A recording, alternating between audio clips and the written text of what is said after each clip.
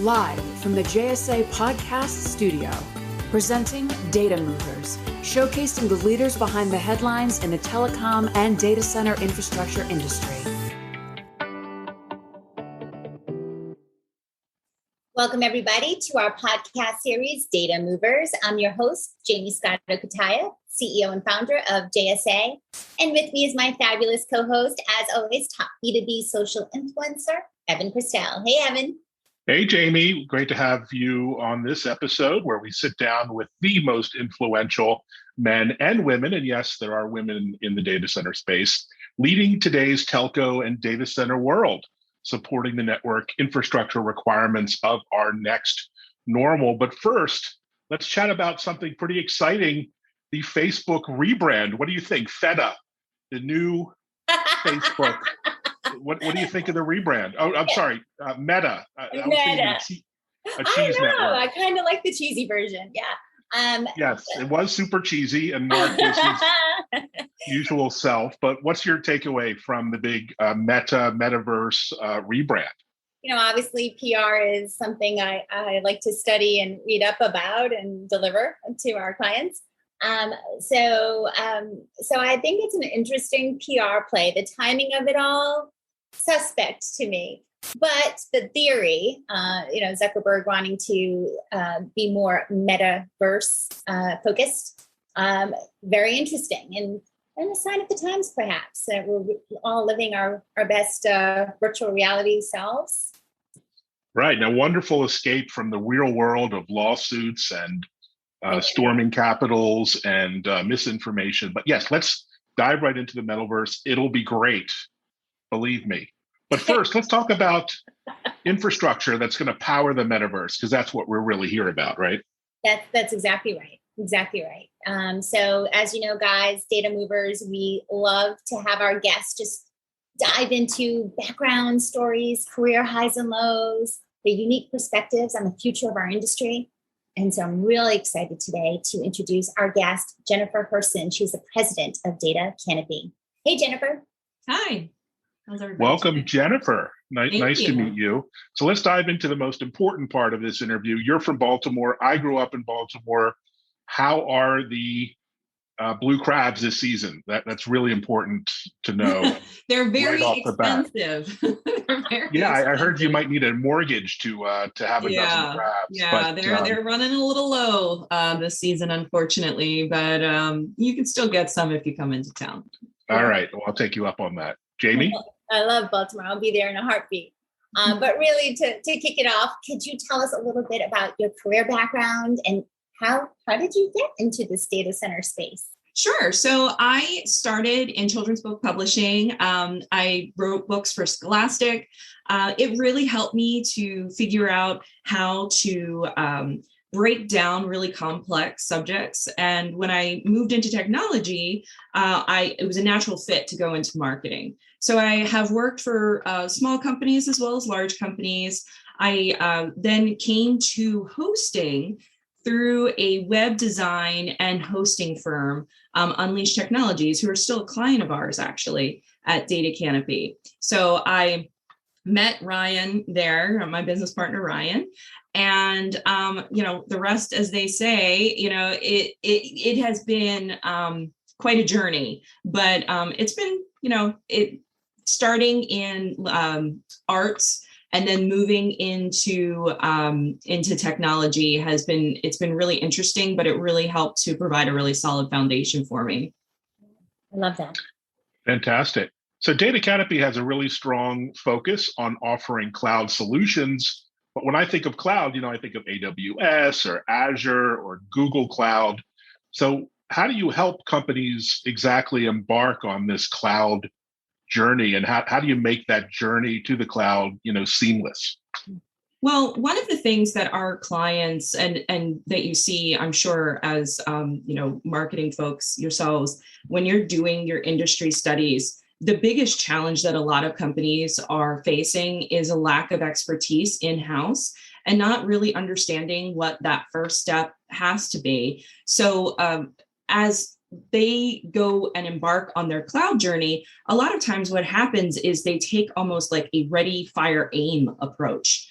and they're not putting in the time that is needed in discovery and really understanding what is required and what would be the best fit for them. So Data Canopy really helps to solve that issue for them. We have a very in-depth discovery process that helps our clients to prioritize, to choose the right cloud. A lot of times clients will come to us and say, we want to be in AWS. And then we say, okay, why? What are you putting in AWS? What are you virtualizing? What is going to make the most impact with your business? And by taking the time to step back, look at what your goals are, and really understand what the best path forward is, that's how you get successfully to the cloud and have a successful cloud journey that isn't abandoned midway because you're not seeing the results that the C-suite was expecting to see. Yeah, and for sure, controlling those cloud costs, another really challenge that companies are often facing when they're journeying into the cloud. So what are some factors that they should consider to select that proper cloud platform? Well, again, it really is in the discovery process. So one of the main factors is how you're going to use the cloud. What data are you putting up there? One of the things we like to say is AWS is really cheap until you have to use it. If you are pulling the data down from AWS and using that data over and over again, you're going to have egress fees out the wazoo. We actually have a client, their budget was in the low single digit thousands monthly with AWS, but once they implemented, because of what they put up there, they had tens of thousands of dollars in charges that were unexpected monthly.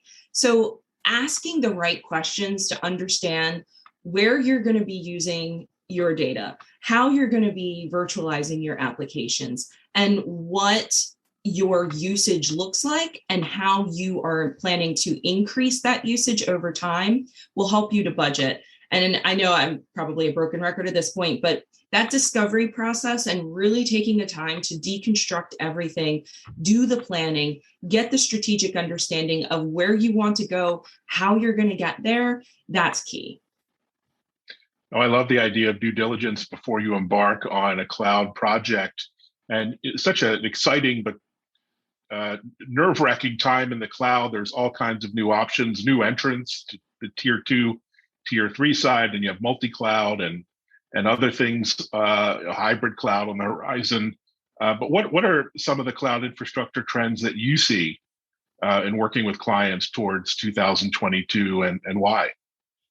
So, hybrid and multi-cloud, we've been beating that drum for a while. We like to call ourselves a hybrid cloud infrastructure, or a hybrid infrastructure provider. We are really paying close attention to the opportunities for automation, the artificial intelligence that's coming into the industry, serverless computing that's coming into the industry. It's still a bit leading edge. So we're watching it, we're understanding, how we can adapt those technologies and make them affordable and accessible for our clients, because the big way that we help our clients is in giving them access to things that typically only enterprises have access to. So we help them to gain that competitive edge. So that's something, the serverless computing, artificial intelligence, containerization, all those ways to help make cloud computing more optimized and efficient for our clients. Those are the trends that we're really keeping an eye on and implementing as we can, as they start to get to the leading edge from the bleeding edge. And clearly it's all working for you. Data Canopy is on a growth trajectory. You recently expanded into Europe, I believe. So tell us more about that. We did. Thank you. Now we just expanded into Ireland with the Interaction data center, and they are part of DRT. So that has been a great partnership for us. We have several clients in Europe. We've done a lot of expansion there because they're maturity in cloud is really, really taking off right now. And again, we're seeing it in the Americas as well as in Europe, that need for cloud expertise, the need to also keep lower latency. So they're looking to people who have the expertise, but if you aren't local, anyone that has any sensitivity to latency is really going to kind of look twice. But with this expansion, we've been able to provide that higher level of service to our clients. And, this is just the tip of the iceberg. We're eyeing up a lot of other expansion opportunities in the coming months. So Jennifer, you're a channel-focused organization. What are your thoughts on the channels steering away from the old term master agent? Well, master agent, I really think that moving from master agent to what is it, technology service distributor, that really does say what they do and helps to define it for those in the industry. I've read some articles that talk about, what the connotations are, and it really does make it more of what it is. It is a partnership where the distributors, I guess, are they going to call themselves TSDs? I don't know. But that the distributors are distributing the services via their partners rather than being a master and sub-agent relationship. So, I'm all for it. I think that it really does help to redefine the relationship in a positive way where everyone is cooperating and that it is a partnership. It'll be interesting to see how long it really takes hold, how long it takes to take hold. And now is my favorite part where we have our rapid fire fun fact section. So tell us the first thing that comes to mind if you can, Jennifer. Okay. All right. So what is an upcoming purchase you are thinking about? Maybe for the holidays? Oh, yes, for the holidays. Actually, don't tell my husband or my son, but it's going to be season passes to Hershey Park for us. Oh, Ooh. brilliant. Yeah. Fun. It's a surprise. I love Hershey Park. I haven't been there since I was about 8. That's awesome. Well, my son's about to turn 8, so that See? Perfect age. What did I say? So I'm guessing we're coming up to the holiday season. So what's your favorite holiday? Actually, it's Thanksgiving because there are no expectations other than just to visit and eat. And don't ruin the turkey. That's the key. That's right, right. And I'm not in charge of cooking that, so it's fine. And if you could jump on a plane and go anywhere in the world, especially these days, I know that can be challenging, but if you could, where would it be and why? So I read an article probably about 20 years ago at this point about on the coast of Turkey, this ice cream that is made and it's out of orchids and it's very, very stringy and elastic. And apparently it's this like amazing delicacy. I've always wanted to try it. That is where I would go. Probably the best answer to that question I've ever heard, by the way. And there's ice cream involved, which is personally. Ice cream. Ice cream. Serve it up now. I'm having everything. So besides being an ice cream fanatic, what else might surprise people about you? Well, I've lived for 4 years on a sailboat, a 40-foot sailboat. Mm-hmm. We need to do a whole podcast just on that. I've got a lot of stories. But yeah, I did that that was my quarter life crisis. I moved onto a sailboat when I was in my mid-20s. So yeah, that was not at all what it was cracked up to be. Oh, okay. Well, how did you do it? We'll do a special episode, Jamie, just on that. We'll do it live on some beautiful yacht as we sail over to Turkey to get our orchid. There you go. All right. And last question, on your phone, what is the most used app? Well, I don't know if email and text counts, but probably, I'm boring in that way. It's probably Facebook or Instagram. I'm always keeping up with things and sharing pictures of my little guy. So now better. I was hoping you'd say Twitter, but sadly, not the case. No, that's too stressful for me. It is very stressful. not a lifestyle you want to pursue, that's for sure. Well, look, thank you so much for joining us, Jennifer. Really intriguing the way you're educating, customers about cloud opportunities.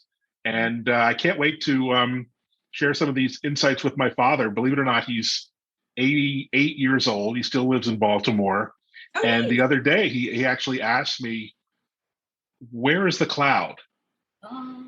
And no matter how I tried to explain it, I could not explain to him where the cloud was. I tried explaining what data centers are and what distributed infrastructure is and the internet. Didn't get it. So finally I gave up and just said, the cloud's in New Jersey, Dad. So that was kind of my attempt to answer. But really, in all seriousness, you're trying to really help customers on a very difficult journey, challenging journey, and congratulations on all your success. Thank you so much. All right, then. Can't wait to hear as you guys further expand and take over the world. Looking forward to those headlines. And guys, if you enjoyed today's Data Movers podcast as much as I did, go ahead and check out jsa.net/podcast for upcoming Data Movers episodes. We release every other week on Wednesday. So go ahead and check us out there. And follow us on Twitter at jscotto and Evan Kirstel. And like and give us some reviews on the podcast players. That would really help us. Yeah, let us know what you want to hear next time and from whom. And as always, guys, stay safe and happy networking.